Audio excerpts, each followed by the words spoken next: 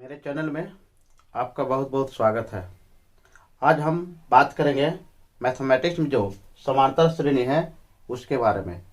ये सारे एग्जाम में जितना भी आप कंपटीशन, जनरल कंपटीशन, रेलवे या जो भी एग्जाम देते हैं, बहुत ज़्यादा सवाल इससे टच रहते हैं। तो आप ये कॉन्सेप्ट अच्छे से समझेंगे। आप अंत वीडियो तक बने रहिए ताकि आपका कोई भी कन्फ्यूजन नहीं हो। तो हम शुरू करते हैं। ये क्या है? तो अर्थमेटिक सीरीज। तो अर्थमेटिक सीरीज है, इसका हिंदी होता है समांतर श्रेणी।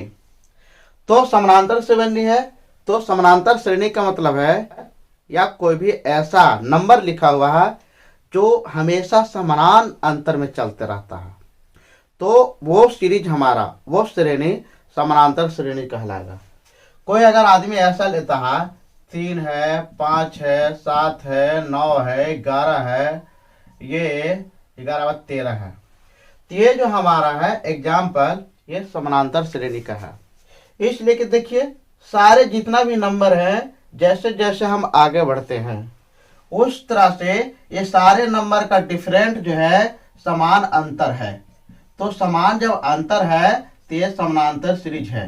देखिए 3 2 5, 5 2 7, यानी 3 दोनों 5 के बीच में 2 अंतर, 5 7 के 7 9, 11 13, ये सारे नंबर जो है दो ही डिफरेंट है, दो डिफरेंट है, तो ये समानांतर सीरीज है। तो हम उम्मीद करते हैं कि समानांतर सीरीज का आप मतलब समझ गए होंगे एक एग्जाम्पल से। अब कह रहा है जब किसी श्रेणी का कोई पद एवं ठीक पहले वाले पद का अंतर हमेशा नियत रहे, नियत माने हमेशा एक समान रहे, तो उसे समानांतर श्रेणी कहते हैं। हम उम्मीद करते हैं कि इसमें कोई दिक्कत नहीं हो। नियत मान को पदांतर कहा जाता है। पदांतर का मतलब है कि ये पद, यानी कोई भी रेगुलर या कोई भी जो है एक पद के बाद दूसरा पद, दूसरा तीसरा पद आए, तो पहला पद और दूसरा पद, ये दोनों का अंतर को हम लोग पदांतर कहते हैं। और पदांतर को हम लोग डी से डिनोटेड करते हैं। कह रहा पहला पद ये, तो पहला पद ये हो गया। अंतिम पद को टीएन से, टीएन का मतलब है कि यहाँ पर ये है टीएन यानी लास्ट वाला पद, ठीक। और पदों की संख्या 1 2 3 4 5 6, यानी 6 है, तो ये पदों की संख्या है, यानी n बराबर 6। और पदांतर तो डी हम बता दिए। कह रहा है पदों का जोग मतलब है कि 3 + 5 + 7 + 9 + 11, ये पूरा सबको हम ऐड करेंगे, तो ये जो हमारा है एशन रहेगा। जो हमारा टोटल आएगा वो एशन कहलाएगा, यानी सम ऑफ टर्म।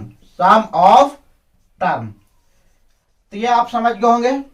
और 3 हो गया अंतिम पद, यानी टर्म नंबर, अंतिम वाला टर्म नंबर। तो ये हम समझ गए। ए का पहला पद, टीएन अंतिम पद, एन पदों की संख्या, अब पदांतर डी हो गया। ये हम लोग समझ चुके हैं। अब इसके बाद आगे हम समझते हैं। कह रहा है समानांतर श्रेणी के एन पद हैं। समानांतर श्रेणी में एन पद हैं जहां अंतिम पद टीएन है।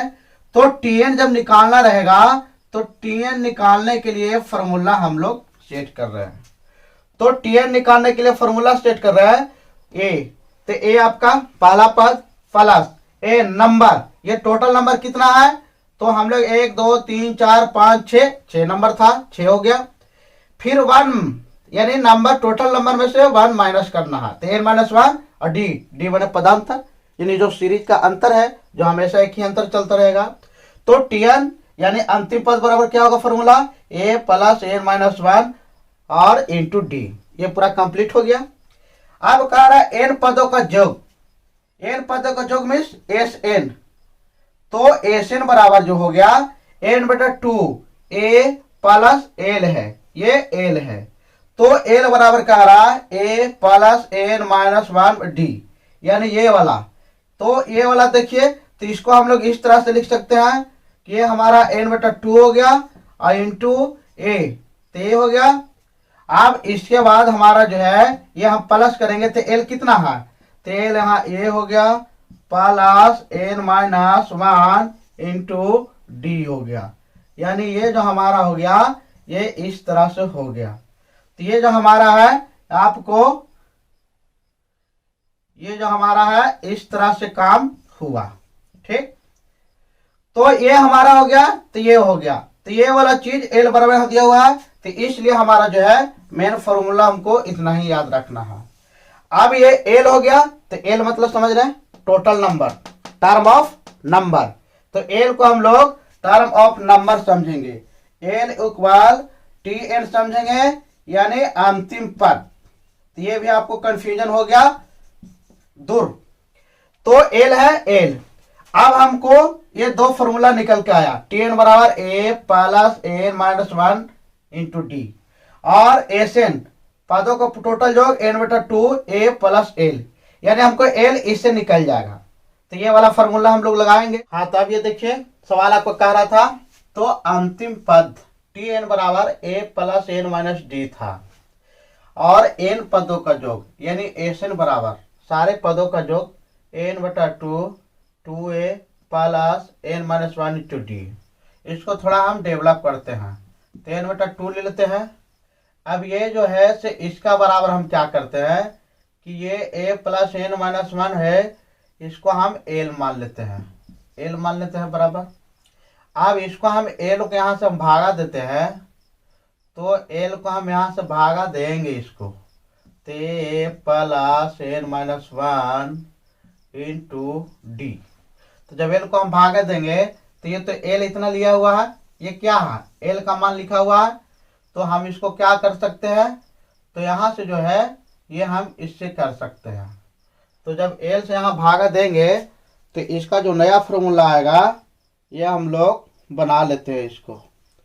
तो यहाँ पर क्या है ए माइनस एल, ए माइनस एल, तो ये जो हमारा है ये वाला फॉर्मूला इसका बन गया, यानी एस एन बराबर ये हमारा ये फॉर्मूला है, और इतना बराबर एल है, जहाँ एल बराबर क्या होगा, तो एल इक्वल ए प्लस ए माइनस वन इंटू डी, ये है, यानी ये एल ई मान है। आप इसको ऐसे भी याद रख सकते हैं, ऐसे भी याद रख सकते हैं। अब इसके बाद हम सवाल देख रहे हैं, सवाल किया है। सपोज दैट कोई सवाल हम लेते हैं, आपका एग्जाम में इससे रिलेट रहता है, 5 हो गया, 12 हो गया, 19 हो गया, 26 हो गया, ये सवाल चल रहा है। अब सवाल इसमें चल रहा है, तो ये पहला हम जांच करेंगे कि ये समानांतर श्रेणी का है कि नहीं। तो हम देख रहे हैं 5 7 12, 12 7 19, 19 7 26, यानी इसका पदांतर जो है डी का मान जो है ये टोटल हो गया 7। इसका मतलब समांतर श्रेणी में है, ये कंफर्म है। अगर ऐसा नहीं है तो फिर नहीं होगा। कोई अगर एग्जाम्पल ये लेता है, मान लिया कैसा 8 लेता है, 7 लेता है, 9 लेता है, 6 लेता है, तो ये हो गया 6 जो लिया ये, तो इसमें तो नहीं है, 8 और 7 एक अंतर है, 7 और 2 9 2 अंतर है, 9 6 तो 3 अंतर है। तो ये जो हमारा है ये अर्थमेटिक में नहीं है, ये समानांतर श्रेणी में नहीं है। अब इसका हम बात करते हैं, यहाँ ये क्या है, इसमें 2 सवाल पूछेगा। पहला ये दे दिया, कह रहा है कि इसका 10वां पद निकालिए, 10वां पद ज्ञात करें, ठीक एक। और दूसरा सवाल कह रहा है कि जो हमारा 10 पद रहेगा, यानी टोटल जो पद है 10 पदों का योग क्या होगा, तो 10 पदों का योगफल क्या होगा। ये 2 सवाल आपको करना रहेगा, ऐसा सवाल बहुत कंपटीशन में आता है। तो ये हमारा योगफल क्या है, तो ये 2 सवाल हो गया। ये 2 सवाल को हम थोड़ा समझ लेते हैं। पहला सवाल कह रहा है कि 10वां यानी 10वां पद जो है इसको ज्ञात करना है। तो 10वां पद ज्ञात करें, इसका मतलब है कि हमको ये फॉर्मूला याद करना पड़ेगा, अंतिम पद वाला। 10वां अंतिम है, यहाँ से 10वां पद क्या आएगा, साथ साथ जोड़ेंगे तो हमको टाइम बहुत लगेगा। इसका क्या है मेथड हम ज्ञात करते हैं, तो ये फॉर्मूला यूज करते हैं। तो टी एन इक्वल ए प्लस एन माइनस वन, और ये डी हो गया। ए मतलब प्रथम पद, तो ए का मान यहाँ 5 है।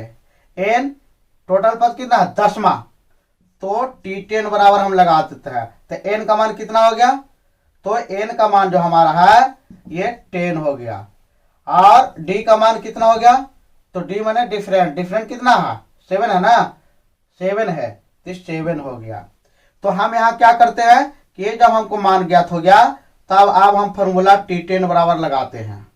तो T10 बराबर लगाएंगे तो ये फॉर्मूला क्या है, ए का मान कितना 5 प्लस एन का मतलब कितना 10 माइनस 1 हो गया। और ये डिफरेंट कितना है डी 7 या तो T10 बराबर हमारा नंबर आया 5 प्लस 10 में से 1 गया तो 9 और गुने 7। तो या T10 बराबर हो गया 5 प्लस 9 से 63 और 5 68। यानी ये जो हमारा नंबर आएगा दसवां जो आएगा ये 68, यानी 68 जो है दसवां पद होगा, दसवां पद होगा। ये हम ज्ञात किए ये फॉर्मूला से। अब हमारा दूसरा सवाल कह रहा था 10 पदों का जोगफल ज्ञात करें। तो ये 10 पदों यानी 5 12 19 26 जो आया 68 तक, तो ये 68 आ गया, तो T N आ गया यानी दसवां पद। अब यहां से यहां तक 68 तक बिचना है, सबको जोड़ना। कंपटीशन में हम इसी फॉर्मूला से जोड़ेंगे, ऐसे जोड़ेंगे तो बहुत टाइम लगेगा, बहुत बड़ी बड़ी नंबर जो रहते हैं उसमें सवाल में रहते हैं। तो हम इसका सवाल को शॉर्टकट कैसे कर रहे हैं ये आप देखिए। तो यहां से 10 हो गया, तो ये देख रहे हैं, तो हमको Tn बराबर मान आ गया 68 और ए का मान हमारा जो है वो दिया हुआ है। तो Tn आ गया तो 68 आ गया और ए का मान हमारा तो है ही, तो ए का मान 5 है और हमारा डी का मान 7 है। तो इस तरह से हम इसमें निकालते हैं। तो हमको एसन, तो एसन का फॉर्मूला क्या है n/2। इसमें नंबर भी प्राप्त है, नंबर हमारा कितना है टोटल 10। तो ये हमारा जो है इतना हमको ये ज्ञात है। तो एसन बराबर n/2 और ये फॉर्मूला है 2a प्लस n-1 और ये d है। तो इसको हम बना रहे हैं। तो एन बराबर या एन बराबर एन का संख्या कितना है 10/2 और 2a कितना है, का मान कितना 5 प्लस n-1 तो 10-1 तो 10-1 और डी का मान कितना है 7। तो इसको हम कर रहे हैं। तो ये हो गया 5, अब ये 2 हो गया तो 5 दूना 10 प्लस 10 में से गया तो 9 और 9 सते 63। तो हम यहाँ देख रहे हैं 5 ये हो गया एन इक्वल एन, यहाँ या लिखना जरूरत है।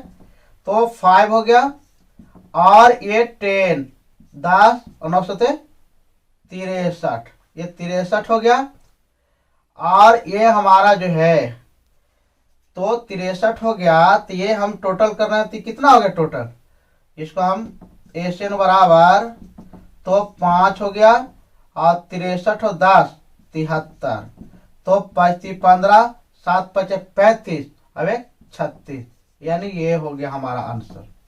तो हम एन निकाले हैं 365, ये हो गया। तो इस तरह से दोनों सवाल हो गया। हम उम्मीद करते हैं कि पूरा कॉन्सेप्ट आपको समझ में आ गया होगा, कोई दिक्कत नहीं होगा। अब एक और हम सवाल थोड़ा देखते हैं। एक सवाल कह रहा है कि कोई संख्या है 300 से लेकर के कितना 300 से लेकर के 600 तक, 300 से 600 के बीच, 300 से 600 के बीच जो है 4 से विभाजित, 4 से विभाजित कितनी संख्या है, कितनी संख्या है, यह हमको सवाल है।